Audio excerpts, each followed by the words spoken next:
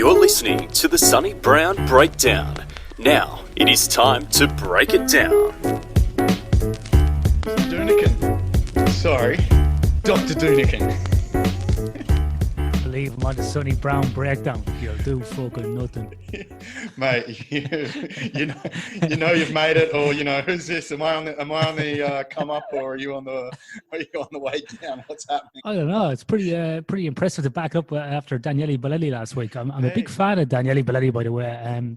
Yeah, I used to listen to, and I've got to get back into it. But History on Fire podcast. yeah, And I remember listening to his 3-part series on Theodore Roosevelt.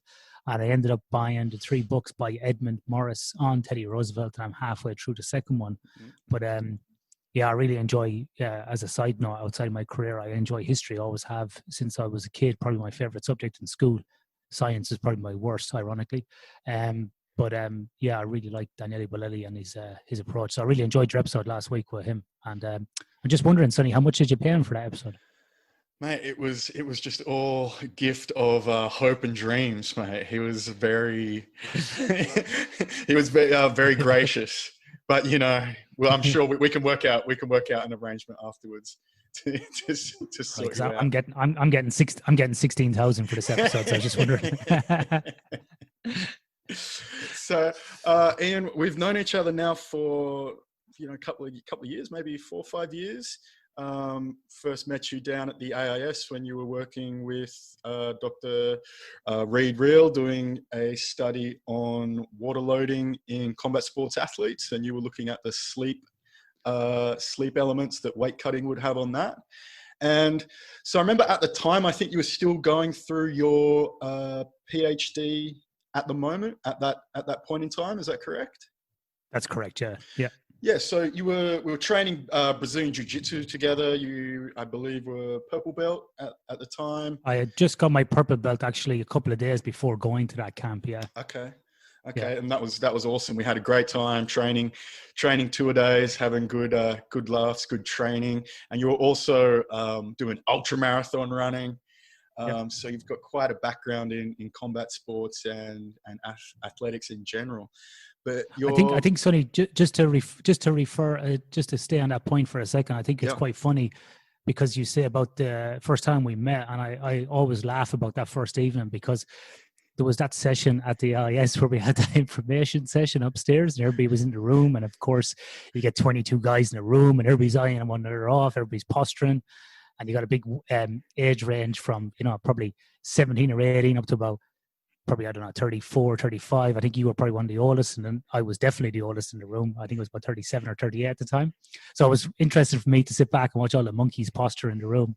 But I remember people were going around the room introducing themselves, and one guy stood up and he said his name. I won't say his name here, and he goes, because most people were like, hi, I'm John. I do wrestling, and I've been training up for 4 years. Really looking forward to this camp. Thanks for letting me in. Nice to meet you. And kind of turned around and waved at everybody. One guy stood up and he went, my name is X. I like to go hard. And I just remember going, I think you know the guy I'm talking about. And I just remember just looking, and he was only about 17 or 18. And I just looked over and I saw Sonny in the corner with a trench coat on, noise cancelling headphones around his neck. And Sonny was buckled in two, pissing his pants, laughing, pointing, going, oh, I like to go hard. Great choice of words. So that's the first time I saw Sonny. I think Sonny and I are on the same wavelength here.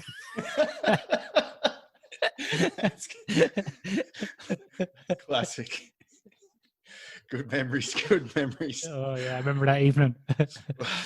We'll have to reminisce a bit more about this, about that after this, and that was good times. But I believe that was, I think, the first time that an actual study had been done on water loading for combat sports athletes. Was that correct, or one of the first at least? Or it was definitely the most comprehensive. There was one such study done maybe, oh God, I want to say, and I could be wrong here, somewhere between 6 to 18 months before that on a different camp where Reed had collected pilot data. And I think he collected that pilot data to justify getting the funding for that study. Yeah. So I presume you're going to have Reed on your podcast at some stage. Hope so. If you can nail him down. I was talking to him last night, actually.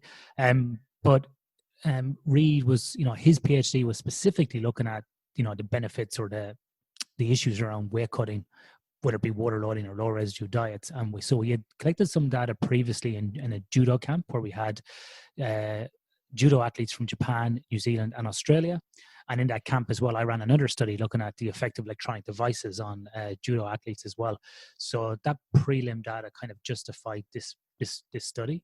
Now, there has been some investigation into water loading and weight cutting and so on in small numbers, but I think it's fair to say that Reed had the most comprehensive scientific evidence-based, if you want to call it that, study in the world. So it was definitely kind of a cool one to be part of. Yeah, it was very cool indeed. Great times. And so your PhD was in sleep performance with elite combat athletes. So how did all those influences you had lead you down that path? Yeah, so it was actually it was sleep and performance in elite combat and contact athletes. Mm-hmm. And if I go back to the start, I'll give you a quick overview of my journey to that PhD, because it's not the typical go to school, get a degree and do a PhD. So as people can tell from my accent, I'm from Ireland originally, but living here in Perth in Western Australia for about 17 years now. So I started off living in the middle of Ireland in a town called Athlone, which is a big military and manufacturing town. So I grew up in a classic sort of working class Irish environment, on the street, kicking the shit out of one another, having great times, playing soccer, whatever it might be. And then sort of around my teenage years, discovered rugby union and started playing rugby. Was pretty decent at rugby, was in some development squads for the province, really enjoyed playing rugby, the camaraderie and the fitness element of it as well. At the time, I was quite big as a teenager, but as I grew up, I actually grew down, which is everybody else got bigger, but I stayed the same size. So I was 5'10" at the age of 12 and haven't grown since. And at the age of 14, I think I was like 85 or 86 kilos, and now I'm 78. So I'm like Benjamin Button. I'm going in reverse. School really wasn't for me. I didn't really enjoy it too much. I didn't enjoy sitting down all day. I enjoyed some subjects like business organization and history, but left school in year 12, halfway through, to join the military. Spent 5 years in the military as a combat soldier in infantry. So I did some things there. And then after that, left and met my wife, who's Australian, moved to Australia, went into the mining industry in Western Australia in the area of health and safety. So went back to school parallel, got my associate's degree in health and safety, got my undergraduate degree in adult education through Curtin University. From there, then I moved out of health and safety into business improvement, which is like project management type stuff within a mining company. Did my MBA, went back into sort of health and safety related stuff as well. Finished off a master's in engineering, and then sort of by accident fell into the whole area around sleep in about 2007, 2008. And so in mining companies, the area of sleep is generally called fatigue management and generally forms a broader basis of what we call fitness for work or human performance. And so it's definitely a part of these companies. The reason I probably gravitated towards that was because of my endeavors outside of work. Always keep myself fit, healthy, always interested in that area. Had completed a number of long distance runs and was getting into ultramarathons at the time. And with my military background as well, fitness was always sort of a key aspect. I was also training at the time, I think, in Japanese Jiu-Jitsu. So that's how I kind of got into it. Then sort of grew that expertise, ended up doing a kind of a national role for that mining company across all of Australia. Ended up going into being a global advisor in that area as well. Did a graduate degree in sleep science through University of Western Australia. So I had that mixture between sleep science, engineering, and business. And I was really interested in the relationships between from a productivity standpoint of view and business performance, and even onto individuals. I got invited to do a PhD with Harvard and Monash. That was from like about 2010, 2012. But just due to kind of business issues, I suppose, and the difficulty of collecting data whilst working and some potential conflicts, that kind of fell down, but albeit it was a good experience. And that really led me to, knowing that this was an area I wanted to work in the future. I wanted to really look at a different aspect of this. So in 2014, I decided to take a redundancy from that company, and I went back to do my PhD full time from 2014-15 to about 2017. And so predominantly my research then was working with the Super Rugby team, the Western Force, who are based here in Perth, and also with the AIS as well under the Combat Centre. Okay. And so, you know, you're spending all this time looking at, you know, the effects of sleep on performance with these combat athletes. But I got to ask, what really is there to know about that? Because for me personally, you know, I've watched the Rocky movies. I know that if you want to actually, you know, be good be a good combat athlete, you got to get up early, rise and grind, set that alarm for 4:30 a.m. Be training hard while all your opponents are sleeping. Isn't that what we should all be doing? That's right, Sonny. Thanks for having me on the show. And ladies and gentlemen, that's why Sonny Brown is not in the UFC today.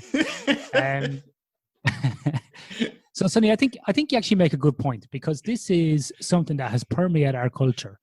And look, I love the Rocky movies. I love the thoughts of getting up and training hard. But let's be honest here, you know, Rocky got the shit kicked out of him 9 times out of 10, right?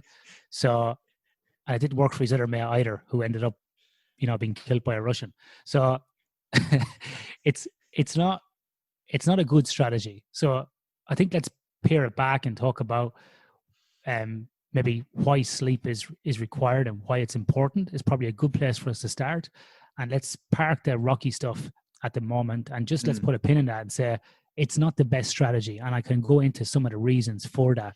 And really what I would say is, you know, just because other people do this, or just because we see it in a movie, or just because people talk about this, doesn't mean, number one, it's right. Number two, there's a big difference between being fit and being healthy. And the third thing I'd say is you might get away with it for a short period of time, but is it what you really want to do long term? So if you really want to be a long-term martial artist, whether it be a fighter or even a recreational MMA, jiu-jitsu, judo athlete, these are the things that you need to incorporate into your daily life to give you that longevity as well. Yeah, okay. So then what are some of the foundational things that combat athletes should really be aware of their sleep? Like what's an overview of the basic sleep cycles that we should all probably know? Yeah, so look, sleep is definitely required for everybody. I think most people can, you know, put their hand up and agree with that. You, as a human, are what's called a diurnal animal, which means you are awake during the day and you sleep at night. This is the way you are designed. Now, you might have some variation in what we call chronotype. Some people might like to get up early and go to bed early, like your granddad or your little nephew who's 6. And then some people might like to go to bed late and get up late, might be your 16-year-old teenager who's up till 2 o'clock in the morning. This is what's called a chronotype, and they're typically referred to as a lark for the early and the owl for the late. And you will change over your life with those chronotypes. But most people in their mid to late 20s will settle on one of those chronotypes. And generally, most people know which chronotype suits them.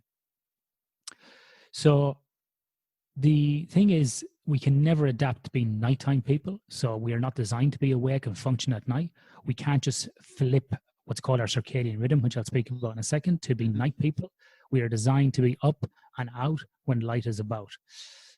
Might even write a poem about that. Yeah, it's a good one.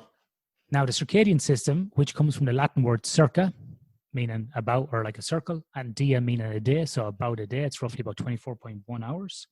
The circadian rhythm is controlled by a little group of cells called the SCN, the suprachiasmatic nucleus. Now, ironically, to Stephen Sonny, I'll be talking to one of the people who found the suprachiasmatic nucleus on my podcast, which may even be out at the same time with a guy called Professor Russell Foster from Oxford. So in about 4 hours, I'll be interviewing Russell about this subject. And what's your podcast called? Perfect time to mention it. Sleep for Performance Radio on all available podcast applications. You can also go to sleepforperformance.com.au to access that, Sonny.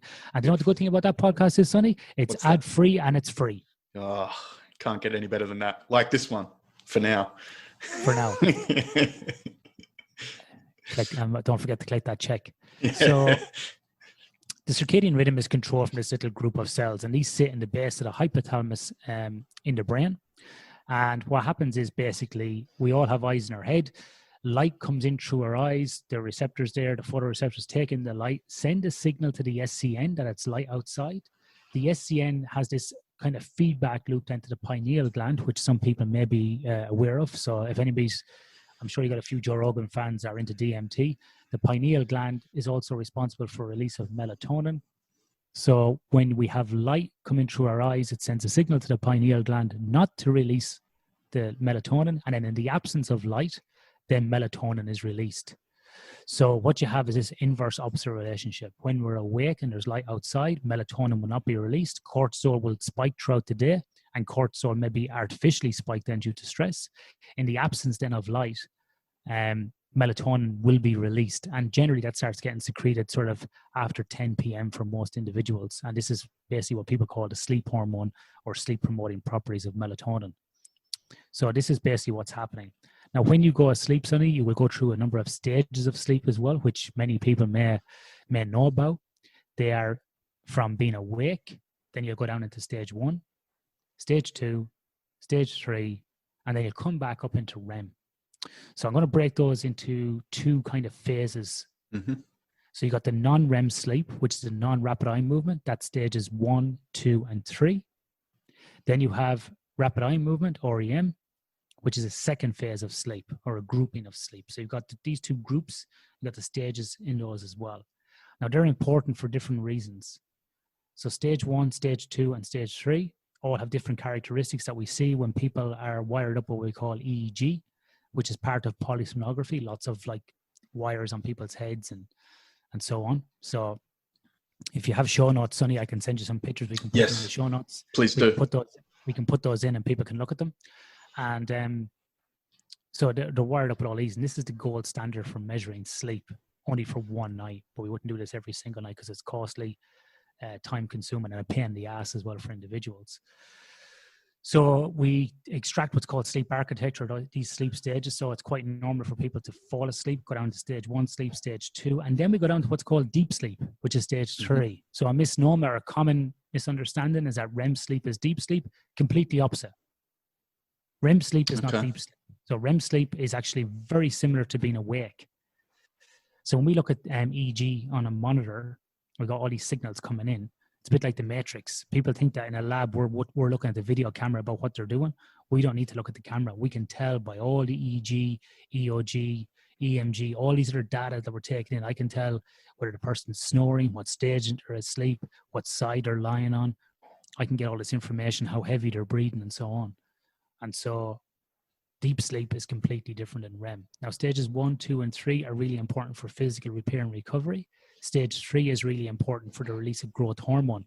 So again, for those people who are probably the older athletes, I would say over 30, the biggest way you can increase testosterone naturally is to improve your stage 3 sleep, or actually improve the quantity that you're getting. One of the easiest ways to do that is actually to allow more time for sleep. So the other thing then is we have is REM sleep, which is rapid eye movement. This is like doing a psychological repair, reboot overnight. This is really good for cognitive performance and memory. Mm-hmm. And in general, in the first half of the night, we're going to have non-REM sleep. So if you go to bed at 11 o'clock, right through till about 3 o'clock in the morning, predominantly you're going to have non-REM periods. Now you will dip in our REM, but predominantly non-REM periods of sleep. And in the second half of the night, you're going to have REM periods.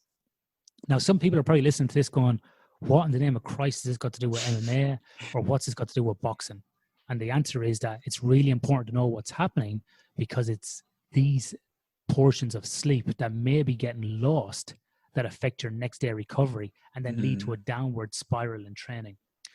So let's take the example maybe of the Rocky movie, Sonny. How about that? There we go. So what time did Rocky turn around and hit the alarm clock in his little bed set? Was it 5 or? I think it was about 4. 4, okay, yeah. Memory serves me right. I'm going to do a bit of fact checking there and see, but I'm nearly sure it was 4 a.m. Yeah, so I'll go with you. The time that Rocky was getting up at was 4 a.m., right? That's right in the middle of his window of what was called circadian law, commonly referred to by chronobiologists as a WOCL. window of circadian, a waka. Waka, waka, waka, waka, waka. We're just blowing out someone's eardrums there. So that in the window of circadian law, Rocky was getting up. So if we take what I said a minute ago, Rocky now is inhibiting his REM sleep. So now his next day cognitive performance is going to be impaired. So we know that when people are awake for a number of hours and they've had reduced sleep the night before, their decision-making, cognitive functioning, and their ability to reason is going to be impaired. This is most likely why Rocky had arguments later on in the day with Paulie, his coach, and even with Adrian at the pet store, because Rocky was half asleep. Right? That makes sense. Think about it, you know? Yeah. He was bouncing a ball, walking around with a hat on him when he was 38 years of age. You don't see too many guys doing that. So maybe this is why Rocky was not doing so well, and maybe why he was getting beat sometimes as well. Okay. So we're going to impair our decision making. In terms of performance, that may lead into, with boxing, the inability to, a fraction of a second of hitting a target. It might be getting out of the way, slipping, ducking, diving, whatever it might be. You could see it in any of your sort of decision making, doing combinations when you're hitting the pads and so on. And when we look at successive days of that happening, the worse that's going to be. Mm-hmm. Now let's flip it around and take the classic amateur MMA athlete who works during the day, wants to get 2 a days in because he's seen it on UFC Countdown, and he thinks that you have to train 2 or 3 times a day to be like McGregor or Tony Ferguson, but he's trying to do a job and has some kids as well. Now we're going to see people getting up early in the morning. Potentially, they might get up a little bit later at 5 or 6. So maybe they're inhibiting parts of their REM there as well. Mm-hmm. Then they're going to go about their day's work. Then in that evening, most likely between 7 and 9, we're going to see them hit the gym. Yep. Maybe do some, we classically see probably a lot of amateur athletes maybe do a jiu-jitsu class or a kickboxing class between 6 and 7. And then we often see them going and sparring after that between 7 and 8 or 8 and 9. And so the thing here, Sonny, is that when people do that, I spoke about having cortisol during the day. Now they're artificially spiking cortisol here because we're doing a combat sport. It's not like we're playing tennis or, we're playing chess. We're getting ourselves into this kind of animal state. And now it's going to be extremely difficult for us to go to sleep at an early time. Also, as well, after training, we need to kind of de-stress, relax, maybe watch some TV, have some dinner, have a shower, whatever it might be, get ready for the next day.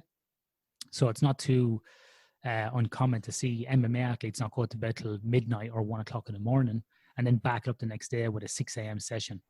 And so they're constantly reducing their sleep duration due to a reduction in the time available for sleep. So this is probably the most common things that we see with MMA athletes in terms of the timing or the sleep opportunities that they allow for themselves. So is that a common cause of what I've heard people complain about is after training at night, they might have the jitters when trying to go to sleep, or just struggle, they'll lay down and just, they can't get to sleep. They'll be tossing and turning.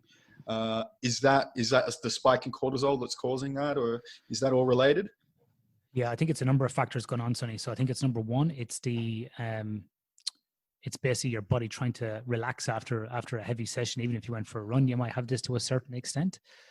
So your heart rate's got to come down. Your, what we call parasympathetic nervous system has got to relax. And then you got this increase in cortisol because it's a combat sport. You may be then reflecting or thinking about the session, how it went. So if you got your ass kicked, you might be more inclined to sit there and ruminate on these issues. In addition, what would affect this or make it worse is the use of ergogenic aids. And what I'm talking about here specifically is workout powders. So many of these things are laced with caffeine. And so in some other work that I've done in Super Rugby, we find that the use of caffeine and ergogenic aids, such as these workout drinks, is basically non-existent, as in there's no strategy around it, I should say, but they're taken plentiful.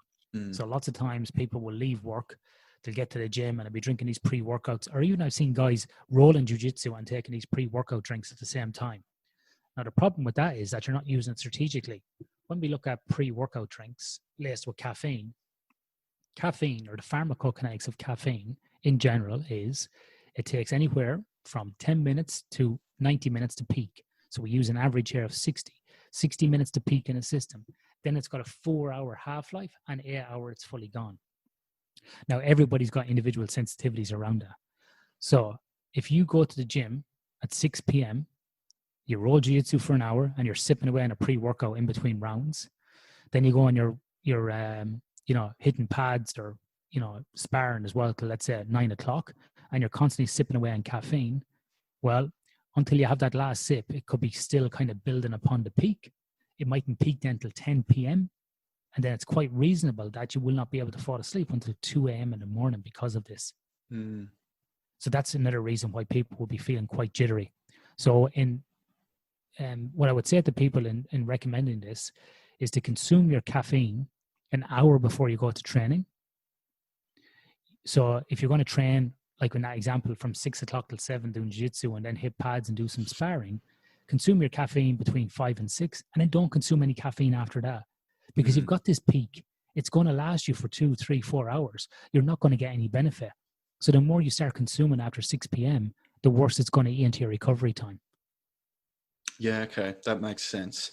And then, so I was one of those athletes who was under the impression that you had to do 2 a days. I always felt I was slacking off because I wasn't doing 3 a days. It's these people are working harder than me for sure. I was always trying to catch up because I wasn't putting in enough work. So what would, if it's not going to be advisable to cut into our sleep early in the morning, what would an optimum strategy be for, say, someone who does have to go to work, and then just the ideal optimum strategy for a professional athlete? Yeah, so I think it's difficult in a sport like MMA, right? But so if you want to kind of give up a job and you want to go pro, for example, you really want to make a good shot of it, or even you want to just have one or two good amateur fights. How do you balance out the whole thing? So I would say, look at your week. Let's take a 7-day, Monday to Sunday.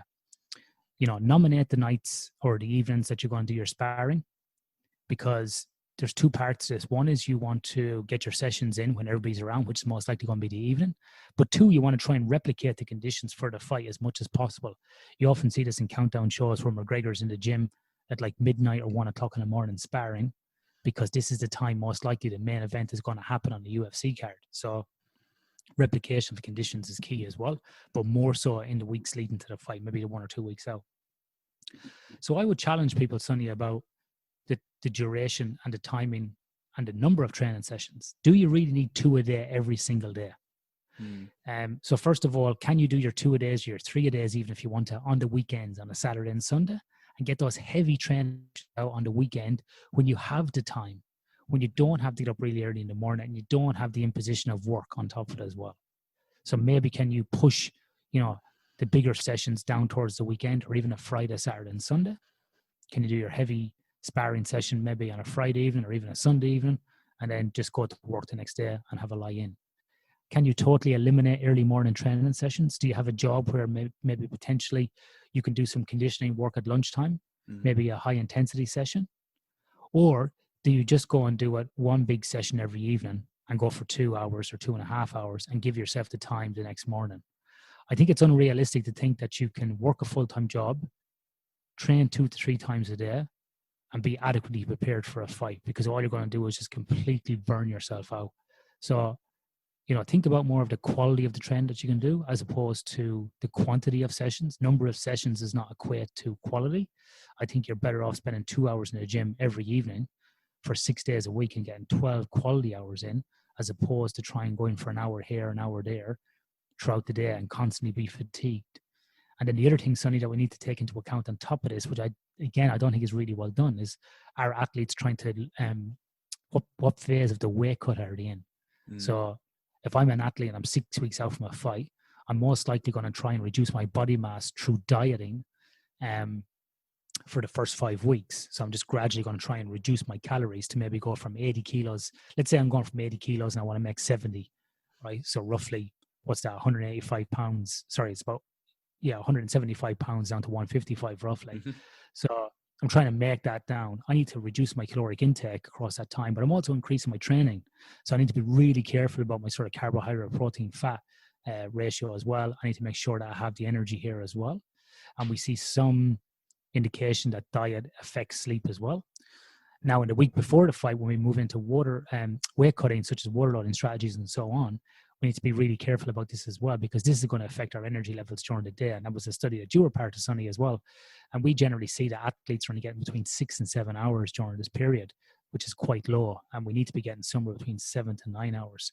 So it's this fine balance, or treading this needle, that we have to do between it for it all. And I don't think we've done we do it quite well in combat sports.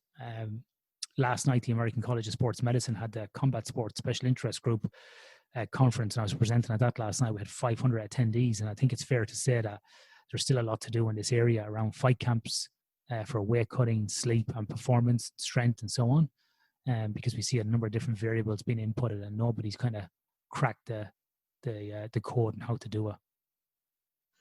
Okay, so what would you say one of the biggest misconceptions then still running in those circles that you're in about fight camps, or what's one of the biggest errors that they're continually making? I think if I divide it into two parts, I think the scientific community is doing some great work in this area. I'm going to have some people on my podcast to discuss this, but people like, Reed Reel, who now is employed by the UFC Performance Institute in Shanghai. So you see these big organizations taking this seriously in terms of weight cutting. I think sleep, there's only probably two of us that have looked at sleep. Myself and another guy called, I forgot his name, sorry, Carl. He works with Molly McCann. I've completely gone blank on his last name, sorry. That's right. So he's in the UK. So he's looked at some sleep as well, and in individual case studies too. I think there's lots more we can do in the area of sleep and the relationship with weight cutting and performance and fight camps. I think on the other side then, if coaches, I think coaches need a significant amount of education around scheduling of camps, the timing of camps. Travel has to be taken into account as well. If you're going interstate or international, that's a massive factor when we start looking at jet lag. I think as well that coaches, from what I've seen, give some really ridiculous advice around weight cutting as well. And unfortunately, we've had a few fatalities in the sport, which is quite concerning. But when I look at, Sonny, some of the weight cutting strategies that people do, I'm not surprised, to be honest with you. I've seen guys basically go on a low residue diet, for 6 weeks, and they're falling around the gym. They're weak as kittens. I've seen guys then, water loading like crazy, trying to drop massive 10 kilos in like 4 days sometimes as well. It's just unrealistic expectations. People in combat sports there's this kind of thing about, it's kind of admirable, but it's kind of stupid as well. Where we try and put ourselves through all this torture and the discipline of making weight and having a fight. I think we forget that we're having a fight, and sometimes the whole thing is about the weight cut and not about the actual fight. Now, I might sound a bit harsh, but I'm looking at that from a scientist's point of view. I'm not a fighter, never have been, so I probably have no business in commenting on that. It's like I say, it is admirable, but we have to sit back and look at what's the true goal. Is the goal here to fight and be healthy and to be healthy for the fight, or is the goal about the weight cut itself? And I think sometimes athletes get more obsessed with the weight cut and the training camp as opposed to what they're trying to achieve on the night. No, I think that's fair, and I think it's fair too for a scientist to comment on fighting and fighters when nowadays we have so many fighters commenting on science. We'll just leave that one. We'll just leave that one for now. Funny you say that, Sonny, because I have a list here. But, definitely. I do find it amazing that even with all the information that people do have available to them now, that I still hear stories of people just not eating for a week or two out from a fight. And it just, I with everything that we have available to us, we could find out, it's just people still have this idea that you're not actually trying hard enough unless you're putting yourself through the most amount of pain or torture, unnecessary struggles that you can imagine. And I think that translates over into sleep. It's as much as it can tell some people that it's going to be better to sleep in on a particular day and regain some energy. People would still see me giving that advice to them as me telling them to slack off. How can we overcome that, where I can say, hey, have a rest today. it's not me just being lazy, you know, and pushing that off onto them. I often draw this as a triangle, Sonny, on a whiteboard. Sometimes when I'm talking about athletes or individuals, and on this side of the triangle, or let's say like a mountain, is like, you know, strength, condition, performance, skill based, all these things you have to do to reach this peak. And that's what people want to kind of really push on. But nobody wants to really, you know, do the stuff on the other side of coming down the mountain, recovery. Mm-hmm. Right. And you keep doing that every day. It's a case of, you know, stimulating the body and allowing time for recovery. Nobody wants to seem to adhere to the recovery process. And when they do want to adhere to the recovery process, it's things like cryotherapy, hot and cold baths, massage, chiro, pads that electrically stimulate your legs, taking herbal supplements, getting stem cells, hanging upside down from inversion tables. They want to do everything except the one thing that's free and is always been shown in the scientific literature in sports to be the number one recovery modality, and it's free 100%, and it's sleep. But nobody seems to want to adhere to this. So what I might start doing, Sonny, is charging people to go to sleep, and maybe then they might start doing it.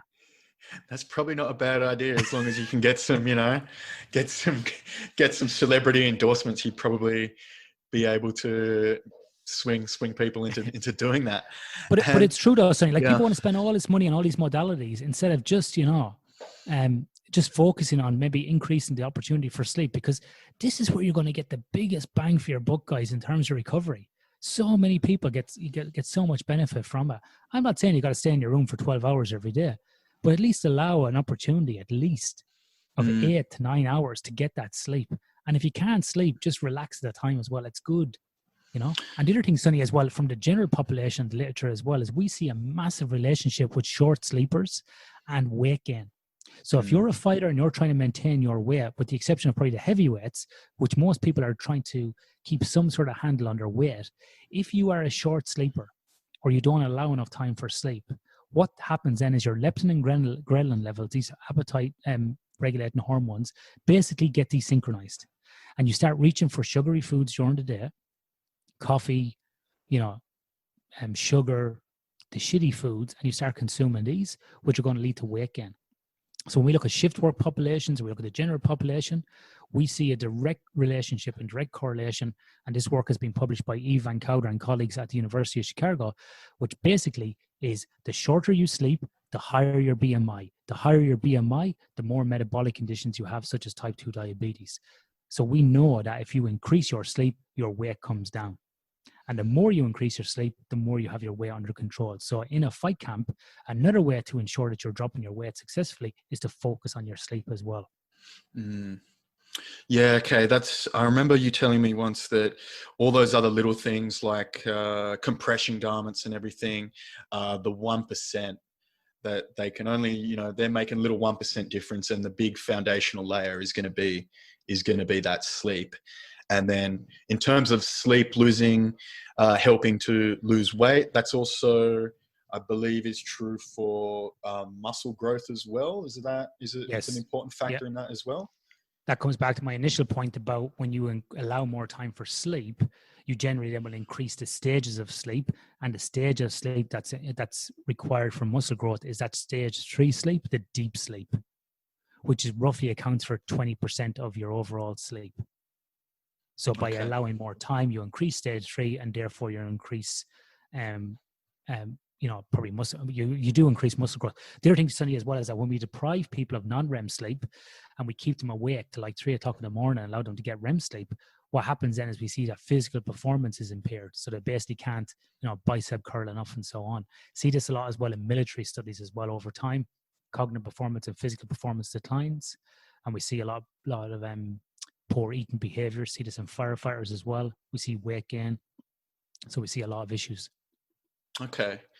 And so then in terms of the recovery methods, I still think a lot of people would be, you know, happy to use the popular term active recovery, as they see that as just being a better form of recovery than sleep. Like they're going to get up in the morning early to do some active recovery, rather than sleep.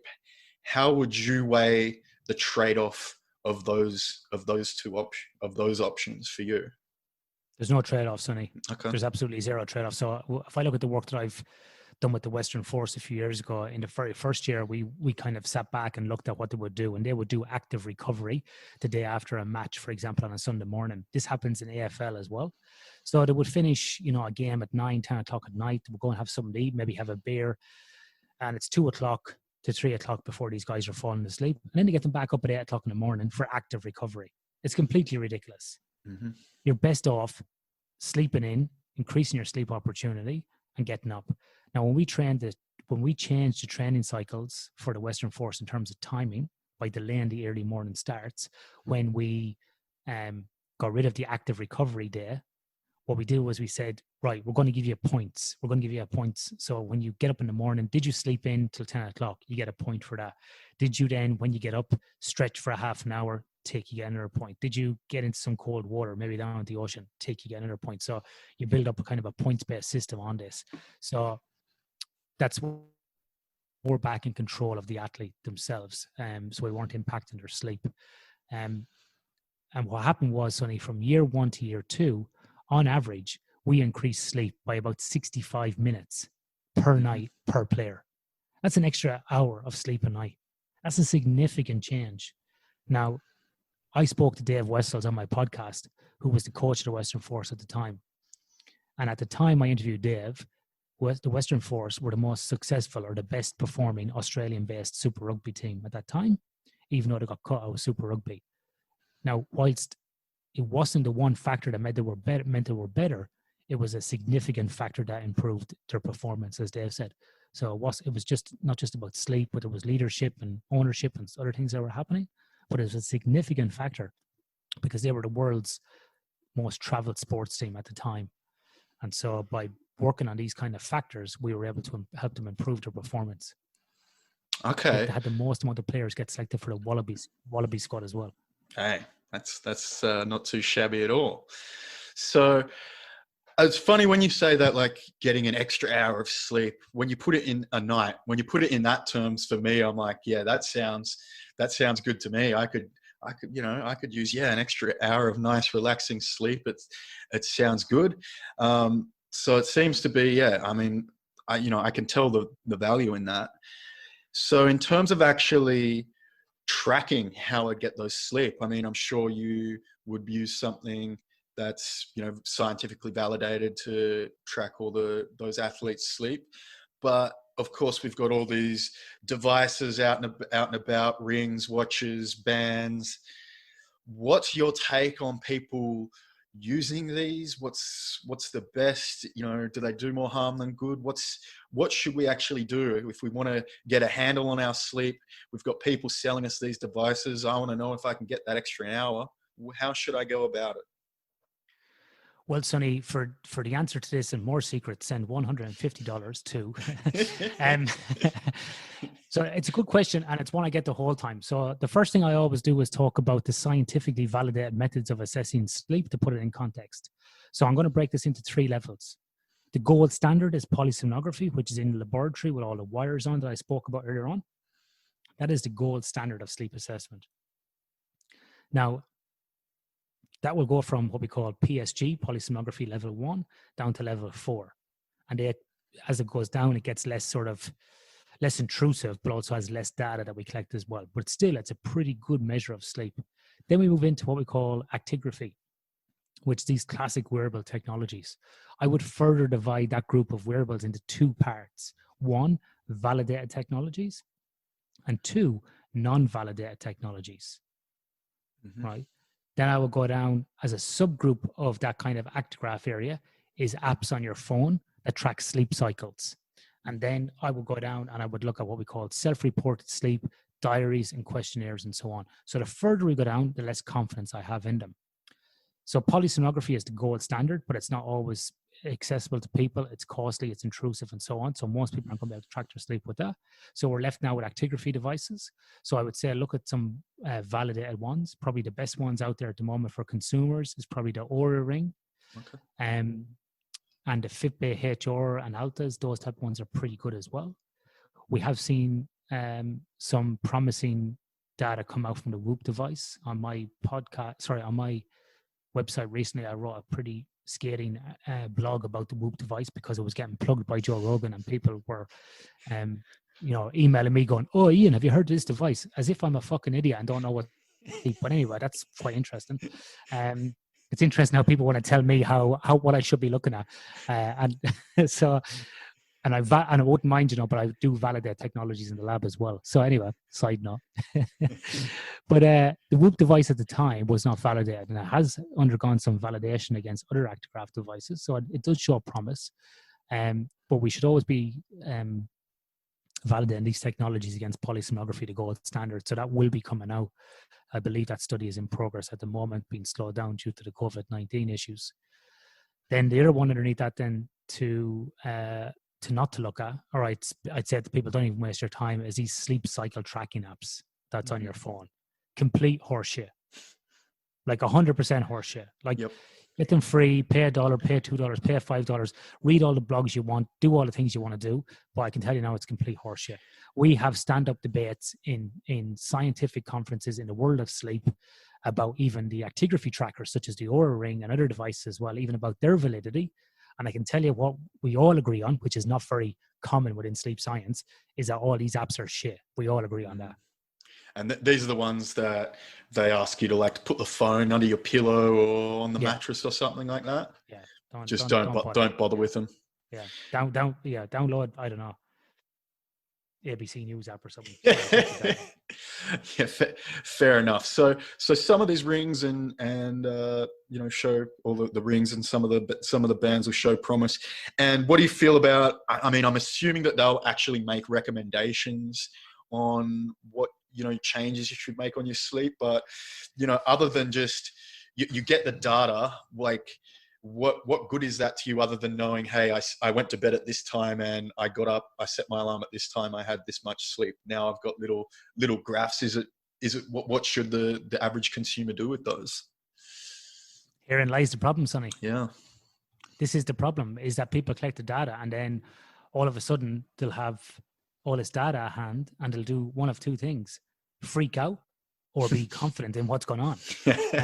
So it's a pretty binary outcome. I'm a great sleeper, or oh shit.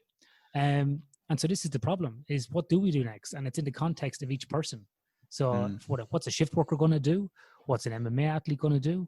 What's a shift worker who wants to be an MMA athlete going to do?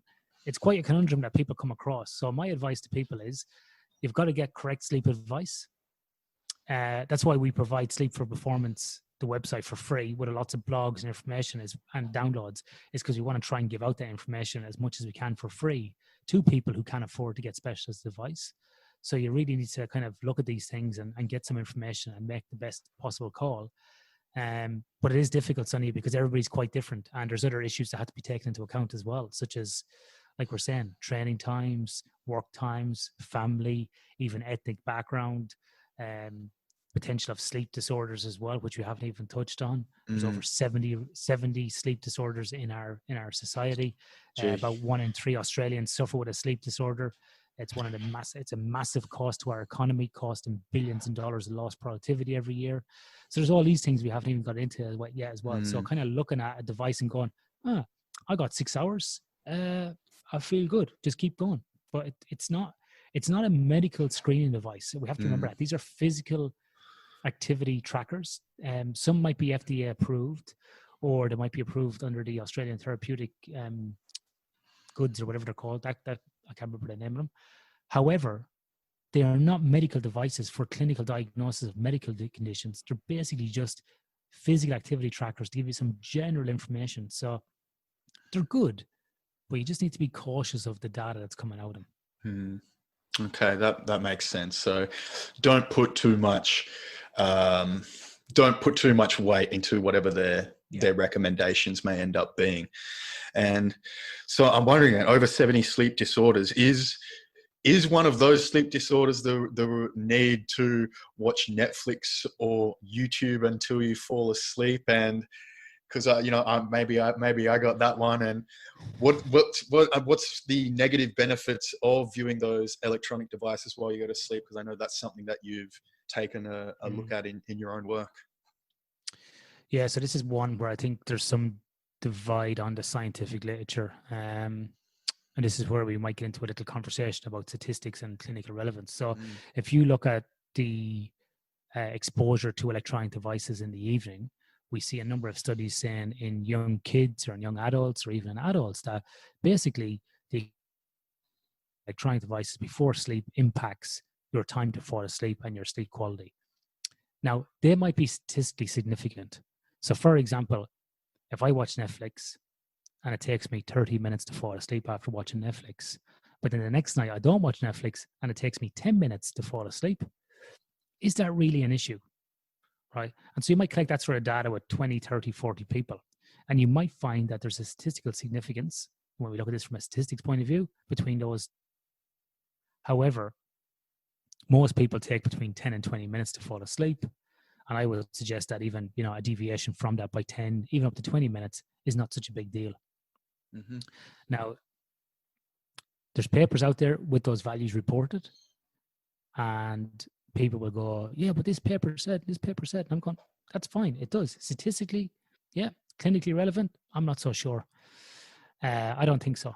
I think that there might be a lot on, aside from the electronic devices. Now, I've been involved in 2 studies where we've looked at electronic devices. One at the Australian Institute of Sport with judo athletes, where we basically took devices away from athletes for 2 days.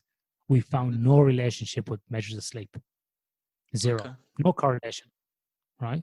What we did find out, Sonny, that the sleep was being impacted due to early morning training sessions for both groups. So our control group and our device restricted group, both of those groups had poor sleep because we were getting up at 6 o'clock in the morning to go out and do their Rocky training.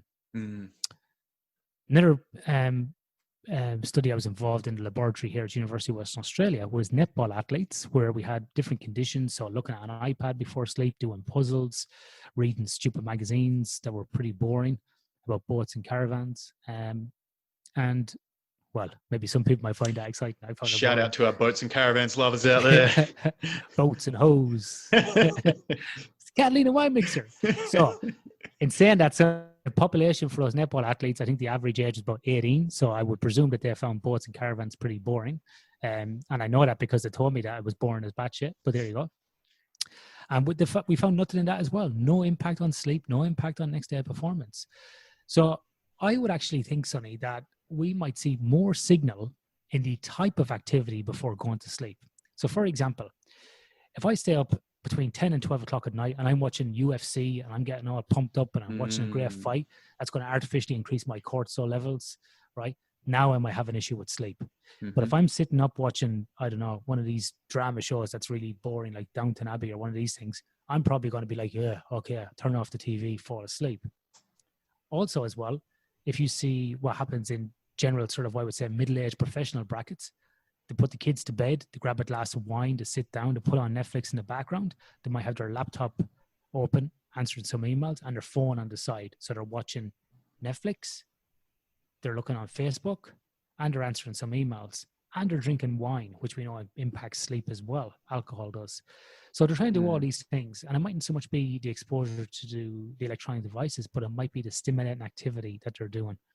Because I know for myself, Sonny, that if I'm sitting up, watching an episode of a rerun of, I don't know, Sopranos or West Wing that I just finished watching a rerun when I was getting over my recovery for this operation, I was watching West Wing, I would go to bed and I'll be fine.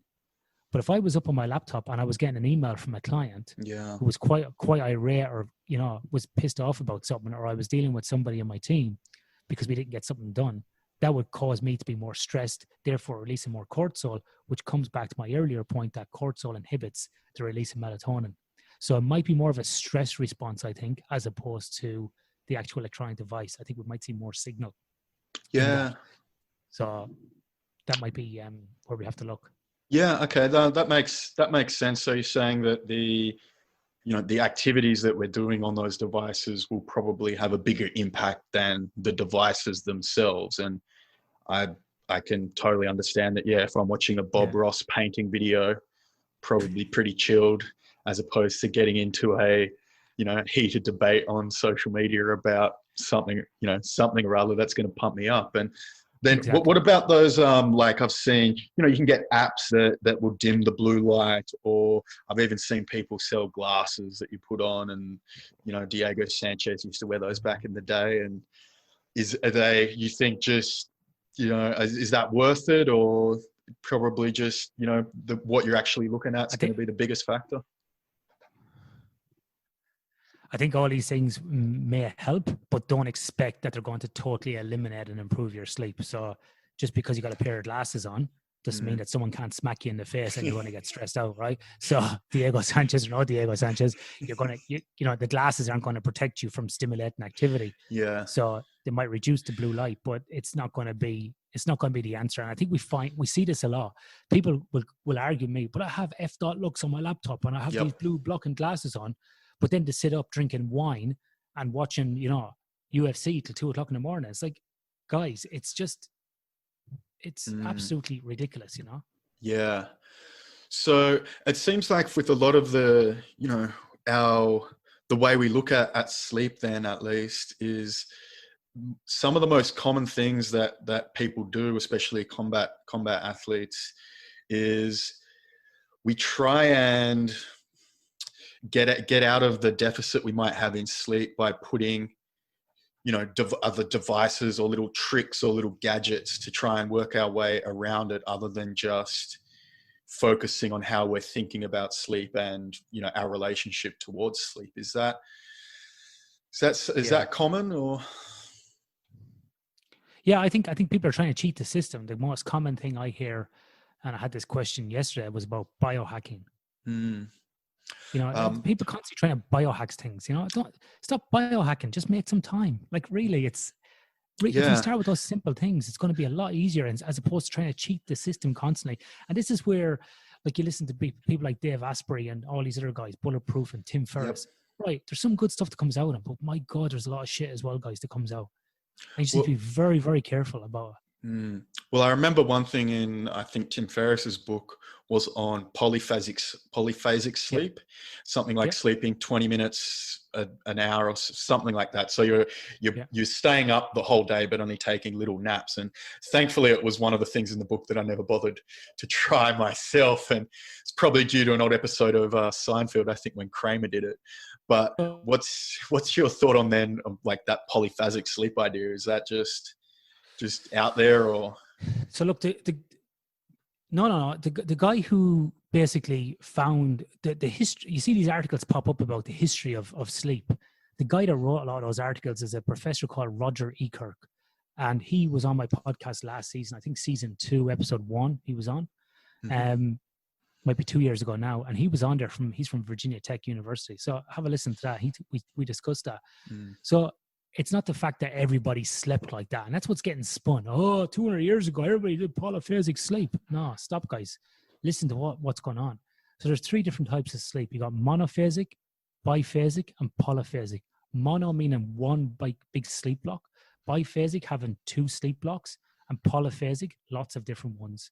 And what's happened, Sonny, is in the recent years, people have kind of cherry-picked these sleep cycles or these sleep things and went, Winston Churchill did polyphasic and he beat the Germans. Einstein did biphasic and look what he did, So everybody's trying to do it. The first thing is that throughout time, people have had monophasic, biphasic, and polyphasic. Biphasic sleep, or when people woke up in the middle of the night, was generally to put wood on the fire or coal, whatever it was, because they were freezing. Or in other African tribes, for example, they woke up because it was rituals to do at 12 o'clock at night. And as Roger says as well, sometimes people just woke up to have sex. Right? Happy and days. We've all been there. We've all been there, even on our own. So the other thing that is funny is that what is the availability of your time to undertake polyphasic? So I know a guy a few years ago that said to me he was going to do polyphasic sleep, and he did it. And I saw him break down after 10 days and start crying, a grown man, because he was trying to sleep between 3 and 6 o'clock in the morning. Then he would get a nap later on, like at 11 o'clock for 20 minutes. But if he did, where he just couldn't fall asleep, or it was too hot, or the phone started ringing, it was disrupted. So you get some of these chunks being disrupted, and it completely throws you out. So you can't cheat the system. It's important to remember that biphasic and polyphasic over the course of 24 hours still needs to equate to 7 to 9 hours of sleep in a monophasic period. Mm-hmm. So either way, 95% of the population, if we talk about normal distribution, these Gaussian curves, 95% of the world's population is going to need between 7 to 9 hours, right? Mm-hmm. I know many of your listeners will be like, nah, bro, I get away with like less than 6. I get away with less than 5. I function fine. You might just function fine. You might function basically, you know, or be used to feeling like shit. But what you're doing here is not just the short-term stuff. It's also a long-term things, because we know that short sleep disruption, all associated with negative factors down the line, cardiovascular disease, respiratory issues, development of cancers, and so on. This has been shown by the World Health Organization as well, and the International Agency for Research into Cancer. So you can cheat the system for as long as you want. And if you look at people who don't sleep more than 5 or 6 hours a night, generally, they have poor performance. A classic example is in today's culture is Donald Trump. So, so it's really interesting when people try to do biphasic and polyphasic, thinking they're cheating the system, but you still gotta get 7 to 9 hours a night. There's no way around it. So taking then, I guess, a step out from the specifics of sleep, why would you think personally that there is that drive of so many people to try and, cheat the system, to biohack around something that seems so fundamental of, sleep being such a fundamental thing that we require, that it seems like that would be the least likely thing that people would want to biohack around. But yet, it happens in every part of life that people try and do this. What would your, just opinion be on why that would happen? I think if we look at history, Sonny, apart from my opinion, is that industrialization of the world and subworlds, you want to call it that, or developing worlds or developing areas, tend to go on this journey. And sort of in the last 200 years in Western society, the more industrialized we become, move into more of this technology age, internet-based age, it probably exacerbates these issues. And we can see this over the last 100 years from self-reported sleep of societies. And now we have the ability to drag in what we call big data from these wearable devices and show that basically sleep is being impacted. So it's due to a 24-hour society. We all have electricity. We take all these things for granted, people now our age group.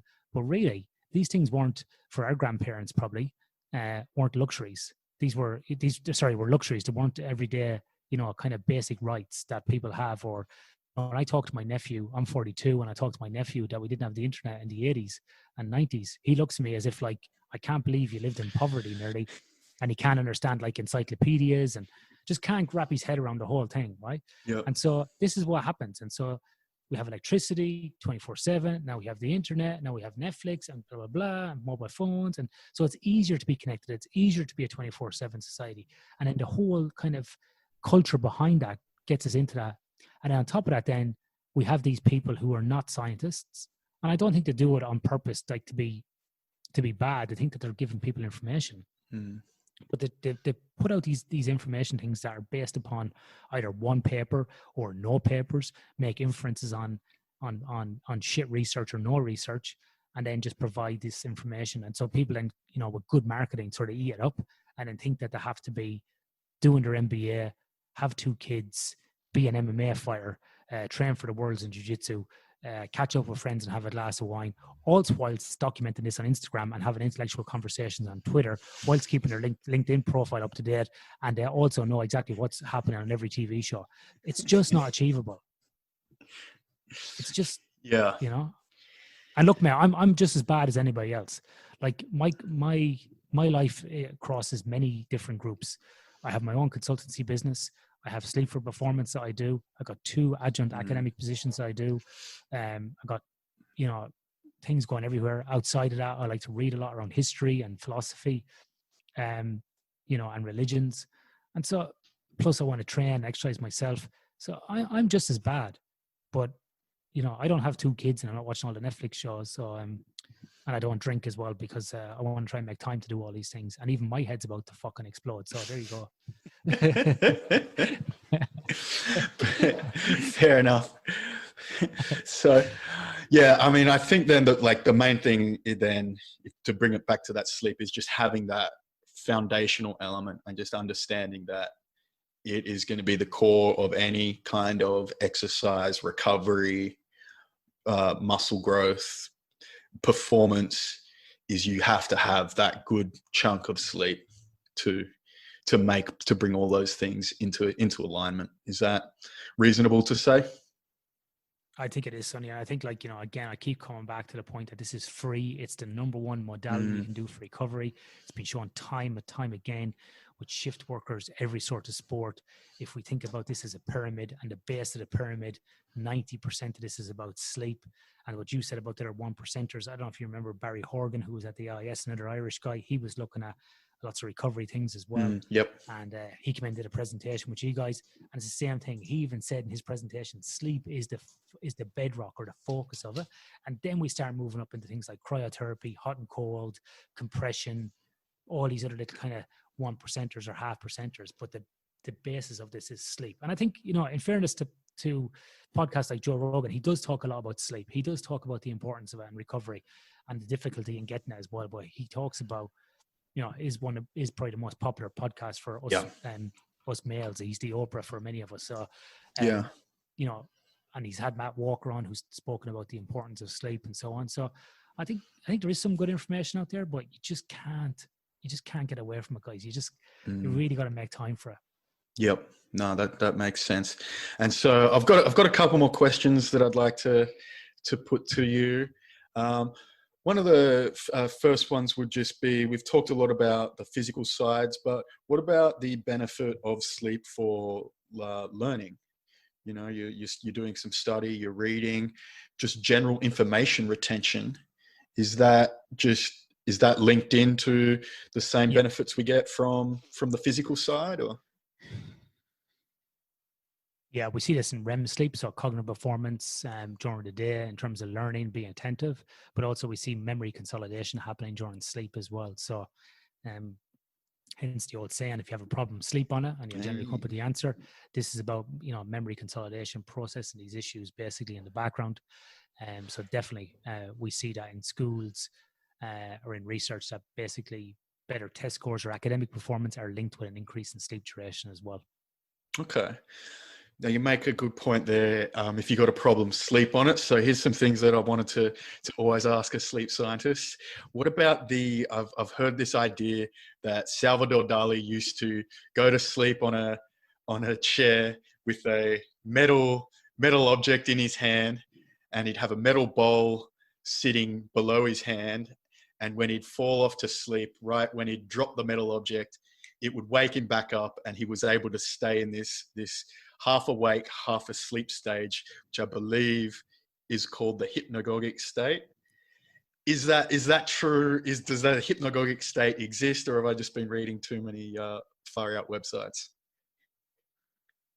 Hold on, let me ask him. Salvador. Yeah. That question we always get. What was the answer? What? He's drawing again. He won't answer me. He's drawing some crazy shit over there.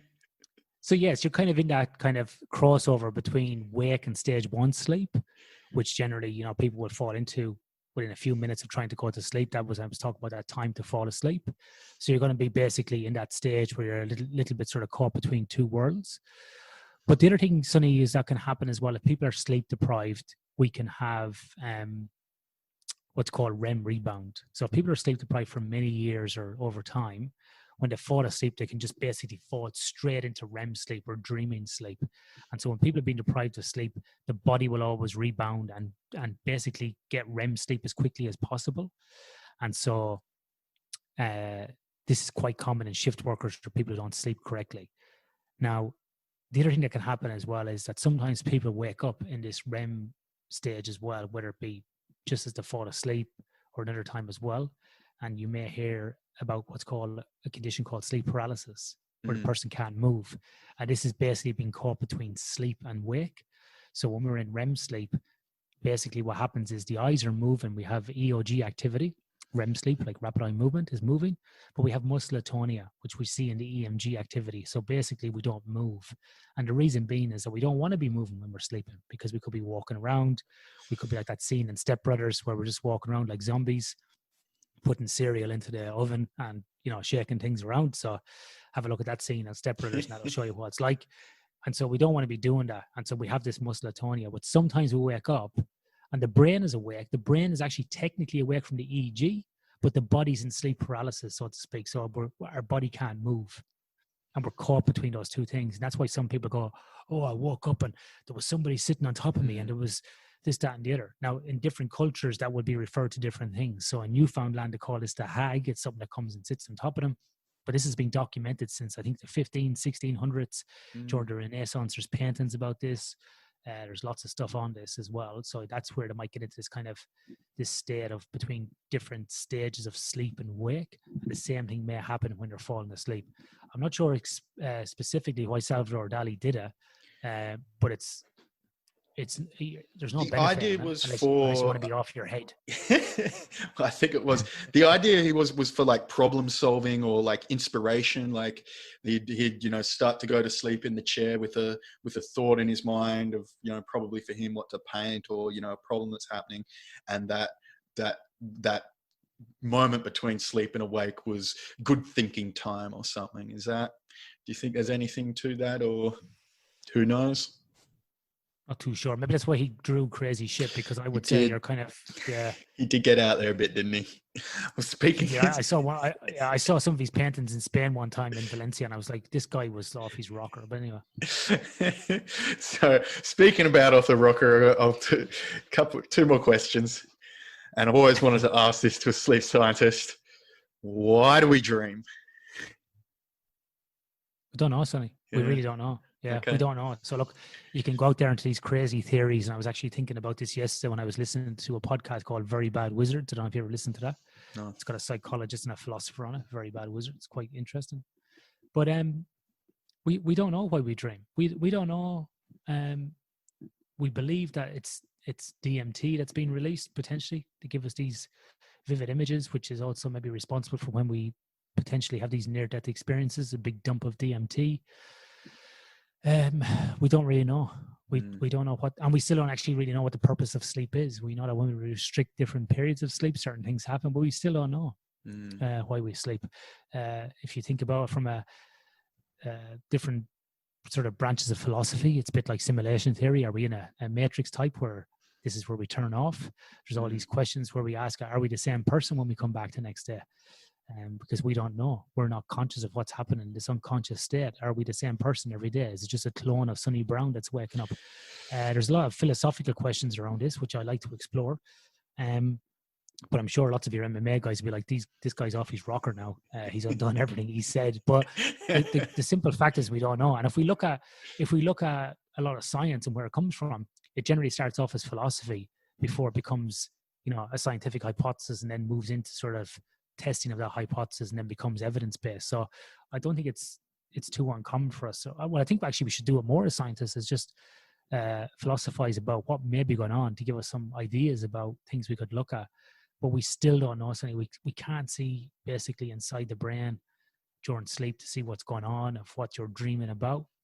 And I don't know, man. There's there could be 100 different theories about, you basically unplug it. It's when you sit back and think about it, it's actually fucking crackers, isn't it? That we go to sleep, we close our eyes, and we have no idea what's happening. Yep. We become this unconscious dead state, and we just voluntarily give into it every night, like we're dying. And if you look at Buddhism, for example, they say that sleep is about the practice of dying. And if you look at there's all these other things as well. So you can check out one of my podcasts with Lama Soridas, who's an American Lama. He was on my podcast a few years ago, and he's friends with the Dalai Lama. He did a retreat for 3 years, 3 months, 3 weeks, 3 days, 3 weeks, 3 days, and 3 hours in silent retreat. And he's, he hung around with Ram Dass and all those guys in the 70s. He's one of the original Das brothers. So Krishna Das, Lama Soridas, and Ram Dass. He's got this whole thing about, lucid dreaming and controlling your dreams. And so who knows, Sonny? Is this maybe the sleep phase, and the sleep phase is when we're really, really alive and we haven't cracked into it yet? Is that where we die? I don't know. It's we might want to smoke a joint and talk about this. That's deep. That's getting deep. That was, yeah, maybe we'll save the discussion about Tibetan dream yoga for another podcast. But check out some of those episodes. I remember listening to that one that you just mentioned. Yeah. And there's another guy on there, Buddha Rikita, another monk as well, an Irish guy, got a PhD in chemistry, who became a Buddhist monk. He's on there as well. So scroll through the old episodes there and maybe cherry pick some of those if you want to get into some of those discussions. Sounds like a good idea. And so just to finish up, speaking about the unknowns, I remember you telling me one of the biggest knowns that we can do to help our sleep is a sleep ritual. So every night we have a way that we can signify to our body that we're going to sleep. We go do our little ritual, and then that will help us fall asleep quicker. And that seemed to be, from my recollection, one of the best, most practical things and biggest favors we can do ourselves with helping to sleep. So maybe to finish up, if you could give everyone an idea of how they can go about that. Yeah, for sure, Sonny. I think the easiest way to remember this is, if you have kids, what do you do with your kids before they go to sleep? And so you generally have this kind of routine where there's, I don't know, dinner, bath time, fat cats going to bed, whatever's on TV, whatever it is that you have, these markers of getting ready for sleep. The kid then gets into their pajamas, they go to bed, you turn on the lights, you maybe read them a story, you relax them, and then they fall asleep. But as adults, we don't do that. We get back to my earlier thing. We got the laptop on our lap. We're answering emails. We're drinking wine. We're looking at Netflix. And then all of a sudden, bang, let's go to sleep. It's just, it doesn't happen. So you still have to have that ritual. So if you turn off the TV at 10 o'clock, maybe allow yourself some quiet time. Maybe if that's reading a book, and I'm not saying jump into bed with an engineering mathematics book, but get into bed with something relaxing. It could be listening to a podcast, listening to the radio, whatever it might be, that helps you drift off to sleep. So, these type of things can be helpful as well. But it's about that ritual of when you decide you're going to sleep, giving yourself some time, just like you give yourself time in the morning to get up, shower, have breakfast, and so on as well. So it's whatever works for you. But generally what you try and do is wind yourself down into that process for sleep. Beautiful. So get that little ritual going, and just slow way to relax, watch some Bob Ross and chill off into the evening. And experiment, Sonny, as well. Like experiment with different things, as in like maybe deep breathing, meditation, maybe some stretching. If you have the ability to dim your lights in your kitchen, play around with some things that work for you. Don't just go, I'm going to do this and it's not working. Change those variables one at a time and see what works for you. And see what you can do to improve that sort of ability to fall asleep. Beautiful. Well, I think that's a great place to finish this one up, Ian. Thank you very much for coming on and having this discussion. It's been illuminating, the gems of wisdom that you have just sprinkled so gracefully onto the ears of the listeners. I don't know about that, a lot of ranting and raving in there between that was not applicable, I think. But look, now I tried to make this a bit fun, and I love this area of science and its relationship with performance. So if anybody's listening, you want more information, head over to that sleepforperformance.com.au. Loads of stuff over there. Just take it, share it, duplicate it, rob it. It's all yours for free. You can follow me on Twitter at sleepforperform, on Instagram as well. And look, if you've got any questions, send them in. And if I can't answer them in person, I try to put them into a podcast episode and answer them there as well. But yeah, there's lots of things, guys, we can improve there in our sleep. And I think it's one of those things we can really help improve our health and performance. It's not just something we do, passively in the background. We can really use it strategically in our lives. Awesome. And thanks so much, Doctor. Thank you so much for coming on. And, is that it? It's over. That's the end of the Sonny Brown Breakdown. I think so. Well, did we actually break down sleep there, Sonny? I think we got we started breaking it down, and then hopefully we can come back in the future and go a bit deeper on some of those things.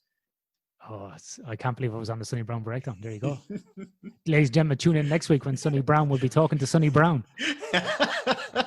The clone when I go to sleep and make that. You can't handle the truth.